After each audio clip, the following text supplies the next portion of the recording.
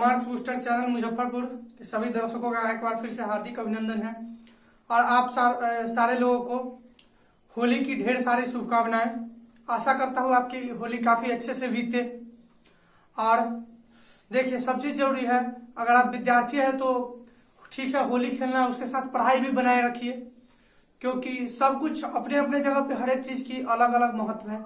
सब चीज अपने लिए बहुत जरूरी है।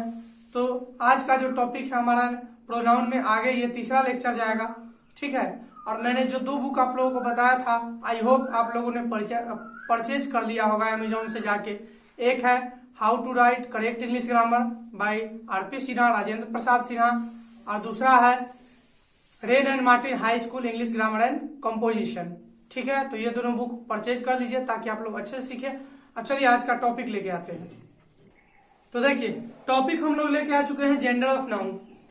पिछले लेक्चर में मैंने आप लोगों को नंबर और पर्सन ऑफ प्रोनाउन बताया था। अब जेंडर ऑफ प्रोनाउन बताने जा रहा हूं, ठीक है। तो हम लोग समझेंगे कि जेंडर ऑफ प्रोनाउन क्या होता है। देखिए, all pronouns are of common gender except third person singular number. जितने भी प्रोनाउन होते हैं, किसको छोड़ के, थर्ड पर्सन सिंगुलर नंबर को छोड़ के जितने भी प्रोनाउन होते हैं, वो प्रोनाउन क्या होते हैं? वो प्रोनाउन कॉमन जेंडर के होते हैं। उनका कोई प्रॉपर जेंडर नहीं होता है, ठीक है। वो कॉमन जेंडर के होते हैं। केवल और केवल याद रखिएगा कि जेंडर किनका होता है? थर्ड पर्सन सिंगुलर नंबर का। बाकी जितने भी प्रोनाउन है उनका कॉमन जेंडर आता है। अब देखिए, केस ऑफ प्रोनाउन, अगला topic, case of pronoun. Case का मतलब मैंने आपको पहले ही बताया। केस मतलब होता है स्टेटस, सब वजूद, औकात, ठीक है। अब देखिए, केस ऑफ प्रोनाउन में पहला केस हमको क्या पढ़ना है? Subjective oblique nominative case. दूसरा केस है पोसेसिव ऑब्लिक जेनेटिव केस। तीसरा केस है ऑब्जेक्टिव ऑब्लिक एक्यूसेटिव केस, ठीक है। अब देखिए, यहाँ पे एक छोटा सा मैंने कंट्रास्ट क्रिएट करके बताया नाउन और प्रोनाउन के बीच में। देखिए, किसी भी चीज को पढ़ने का अपना एक तरीका होता है, ठीक है ना। आप पढ़ रहे हैं, खूब पढ़ रहे हैं, दिन में 8 घंटा पढ़ रहे हैं, लेकिन आपका एक दोस्त है जो 4 घंटा पढ़ रहा है, उसका सिलेक्शन हो जाएगा आईआईटी और नीट में, आपका नहीं होगा। एनडीए में उसका सिलेक्शन हो जाएगा, आपका नहीं होगा। बैंकिंग में उसका सिलेक्शन हो जाएगा, आपका नहीं होगा। आप पूछिएगा, आप कहिएगा तो मास्टर बेवकूफ है, हम उसके दुगने घंटे पढ़ रहे हैं, मेरा सिलेक्शन क्यों नहीं होगा? क्या आप पढ़ रहे हैं वो मैटर करता है। क्वालिटी मैटर करता है, क्वांटिटी नहीं मैटर करता है। 4 घंटा आप कितने अच्छे तरीके का क्वालिटी ले रहे हैं। अब मान लीजिए कोई ट्रेन, आप ही दौड़ रहे हैं, ग्राउंड का आपको चक्कर लगाना है, 100 मीटर आपको पूरब की तरफ भागना है, आप 200 मीटर पश्चिम की तरफ भाग लिए, तो आप कुल मिला के माइनस में ही रहिएगा ना। कोई ये तो नहीं देखने जाएगा कि ये 200 मीटर पश्चिम भाग गया है भाई, उसी टाइम में इसको अवार्ड दे दो। नहीं, जो 100 मीटर सही ट्रैक पर भागा है उसी को अवार्ड दिया जाता है। तो हर एक चीज का अपना एक तैयारी करने का तरीका होता है, उसी तरीके से तैयारी किया जाता है हर एक चीज का, ठीक है। तो वो 4 घंटे ही पढ़ा, लेकिन वही पढ़ा जो मुझे भी कुछ उठपटांग विद्यार्थी लोग मिलते हैं, ऐसा क्वेश्चन करेंगे जिसका कोई रिलेशन नहीं है पढ़ाई से, और बहुत मतलब अगर आप नहीं बताए तो उनके खुशी का तो यार ठिकाना नहीं रहता है। उठपटांग क्वेश्चन पूछ के उनका खुशी लगेगा कि ओह आज तो सबको फंसा दिए, ऐसा उनके चेहरे पे एक्सप्रेशन आता है और वो मन ही मन मुस्कुराते हैं। तो देखिए, एग्जाम टाइम अभी आने वाला है, मैं आपको एक वार्निंग देता हूँ, अपने ऐसे दोस्तों से दूर रहिएगा जो आपको क्या करेंगे, आपका टाइम बर्बाद करने के लिए। कुछ लोग होते हैं क्लास में, आज भी नो डाउट कुछ अच्छे होते हैं तो कुछ बुरे हुए। वो क्या करेंगे, तो सबसे टेढ़ा मेढ़ा क्वेश्चन होगा मैथ का या साइंस का, वो लाके आपको पकड़ा देंगे, ठीक है, और बोलेंगे कि इस क्वेश्चन को सॉल्व करो। खास करके ये एग्जाम आवर में चलता है। अब मालूम चला वो क्वेश्चन ज्यादा टेढ़ा मेढ़ा है, आप किसी का हेल्प नहीं ले रहे हैं, खुद से सॉल्व करने का कोशिश कर रहे हैं, तो क्या कीजिएगा, तो उसके चक्कर में आप दिन का 5 से 6 घंटा पढ़ने का बर्बाद कीजिएगा। 5-6 घंटा एक क्वेश्चन पे, और वो बंदा क्या करेगा, 5-6 घंटा पढ़ेगा। तो याद रखिए, क्वालिटी मैटर करता है, क्वांटिटी से ज्यादा क्वालिटी मैटर करता है। तो ऐसे लोगों से भी दूर रहिए जो ऐसा टंग ट्विस्टर क्वेश्चन लेके परीक्षा टाइम पटक दे, प्रणाम करके निकल जाइए कि हमको नहीं आता है, क्योंकि वो आपका टाइम किल करेगा। तो ऐसे क्वेश्चन में प्रैक्टिस में नहीं लगना है।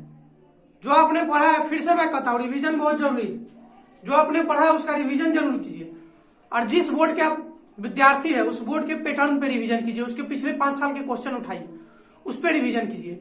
अगर बोर्ड में कुछ नया चेंजेज आया, जैसे सीबीएसई में ऑब्जेक्टिव पहली बार लाया है, तो सैंपल देखिए, और खास करके बोर्ड का सैंपल देखिए। देखिए हर स्कूल को बोर्ड सैंपल भेजता है प्रैक्टिस कराने के लिए, लेकिन बहुत सारे स्कूल क्या करते हैं, सैंपल को प्रैक्टिस नहीं कराते हैं। तो काइंडली आप अपने स्कूल मैनेजमेंट से बोलिए कि आप अगर प्रैक्टिस नहीं करेंगे तो कम से कम वो सैंपल हमें दे दीजिए, हम खुद से पढ़ लेंगे। सीबीएसई बोर्ड सैंपल भेजता है, हर एक सब्जेक्ट का सैंपल भेजता है, और बच्चों के लिए भी अपने वेबसाइट पर लोड करता है। तो कोशिश कीजिए कि आप अपने स्कूल से भी वो सैंपल मांग लीजिए। चलिए अब देखिए, nouns remain same either in subjective or in objective case, only place make the difference। कहने का अर्थ कि नाउन जो है उसका सब्जेक्टिव केस और ऑब्जेक्टिव केस अलग से नहीं होता है, बनाना नहीं पड़ता है, ना पहले से बना हुआ। उसमें क्या होता है, केवल जगह जगह किस प्लेस पे उसको रखा गया वो प्लेस उसको सब्जेक्टिव केस बना देता है, ऑब्जेक्टिव केस बना देता है। देखिए यहाँ पे example, mango is a sweet fruit, यहाँ पे मैंगो क्या है, सब्जेक्टिव केस में है। आई लाइक मैंगो, कुछ चेंज नहीं हुआ, यहाँ पे भी मैंगो, यहाँ पे भी मैंगो, यहाँ क्या हो गया, सब्जेक्टिव केस, यहाँ ऑब्जेक्टिव केस। लेकिन नाउन के साथ क्या होता है, नाउन का उसका पहले से बना बनाया ऑब्जेक्टिव केस होता है। ठीक है, देखिए whereas noun has its own separate subjective और ऑब्जेक्टिव केस। एग्जाम्पल यहाँ पे सब्जेक्टिव केस आई है तो ऑब्जेक्टिव मी होगा, वी का अस होगा, दे का देम होगा, यू का यू होगा, ही का हिम होगा, सी का हर होगा। ठीक है, तो क्वेश्चन आप लोग बनाइए।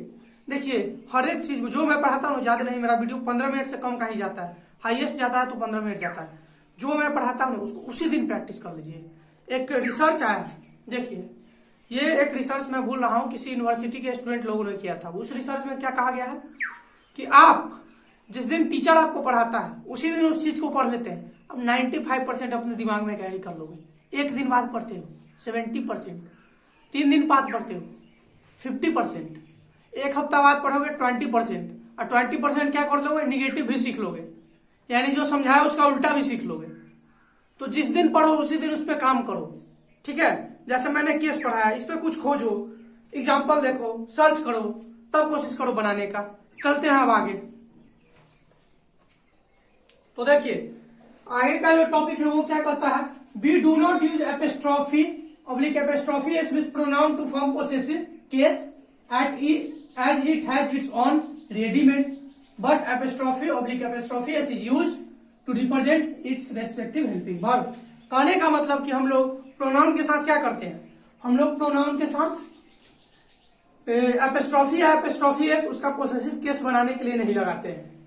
ठीक है, हम लोग क्या करने के लिए लगाते हैं, उसका रेस्पेक्टिव यानी उसका जो हेल्पिंग वर्ब है उसको रिप्रेजेंट करने के लिए। जैसे देखिए यहाँ इट एपिस्ट्रॉफी एस, यहाँ पे इट वाज भी हो सकता है, इट इज भी हो सकता है। तो it is hot, it is hot today.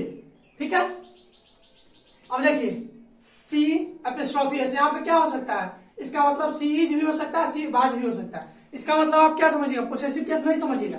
एक बार इसका स्क्रीनशॉट ले लीजिए, फिर हम समझाते हैं अच्छे से। चलिए ले लिए होंगे। अब देखिए अब नाउन के टाइप्स पे आ जाते हैं फिर से। पर्सनल प्रोनाउन के सारे रूल्स रेगुलेशन जितने भी आप लोगों के लिए जरूरी थे मैंने उतना पढ़ा दिया, जितना आपको जरूरत है उतना पढ़ा दिया। अब आगे देखिए impersonal pronoun, pronoun which are in table oblique family of personal pronoun, यानी कहने का मतलब कि ऐसा प्रोनाउन जो कि पर्सनल प्रोनाउन के टेबल में आता हो।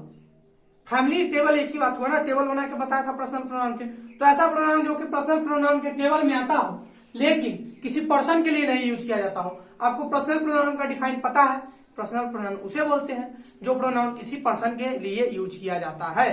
तो ऐसा प्रोनाउन जो कि पर्सनल प्रोनाउन के टेबल में आते हुए भी किसी पर्सन के लिए ना यूज किया जाए, वैसे प्रोनाउन को इम्पर्सनल प्रोनाउन बोलते हैं। जैसे एग्जांपल में देखिए इट, इट्स, किसी आदमी के लिए इट या इट्स का यूज करते हैं, नहीं करते हैं।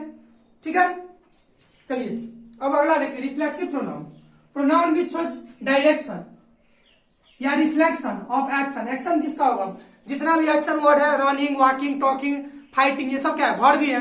तो एक्शन किसका शो करेगा, वर्ड का ही शो करेगा, उसको रिफ्लेक्सिव प्रोनाउन कहते हैं। जैसे कोई काम किया और उसका एक्शन शो करे, कौन किया, ठीक है, यानी रिफ्लेक्शन शो करे या एक्शन शो करे जो आप बोल सकते हो, तो उसको क्या बोलते हैं, रिफ्लेक्सिव प्रोनाउन बोलते हैं। एग्जांपल से समझिए, she has made this possible herself, यहाँ पे हरसेल्फ क्या आ गया, पॉसिबल, यहाँ पे मेड का, ये मेड के लिए क्या, हरसेल्फ। ठीक है, ये मेड का रिफ्लेक्शन शो कर रहा है, उसने ये काम किया, खुद किया, खुद के बदौलत किया। अब देखिए he has completed his work himself, उसने अपना काम किया। ये तो सिंपल सेंटेंस है, यहाँ पे रिफ्लेक्शन नहीं शो हुआ। लेकिन उसने काम अपना काम किया खुद से, तो ये जो खुद से है या फिर स्वयं से, ये क्या है? रिफ्लेक्सिव प्रोनाउन है, क्योंकि ये भर कर क्या कर रहा है? रिफ्लेक्शन शो कर रहा है। ठीक है, आई होप वीडियो अच्छा लगा हो। तो अच्छा लगा हो तो ज्यादा से ज्यादा लाइक शेयर सब्सक्राइब करें और 2 बुक जल्दी से खरीद ले अपने प्रैक्टिस के लिए, और आज से ही लग जाए। धन्यवाद।